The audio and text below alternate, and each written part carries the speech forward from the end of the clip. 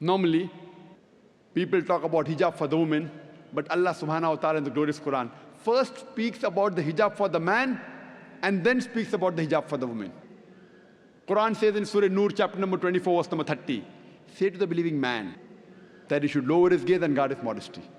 Whenever a man looks at a woman, if any brazen thought, any unashamed thought comes, he should lower his gaze. This is what the Quran says. Once, there was a Muslim man who was staring at a girl for a long time. I told him, brother, what are you doing? This is haram in Islam. He told me, a beloved Prophet said, the first glance is forgiven, the second is prohibited. I have not completed half my glance. What did the Prophet mean when he said, the first glance is forgiven, second is prohibited?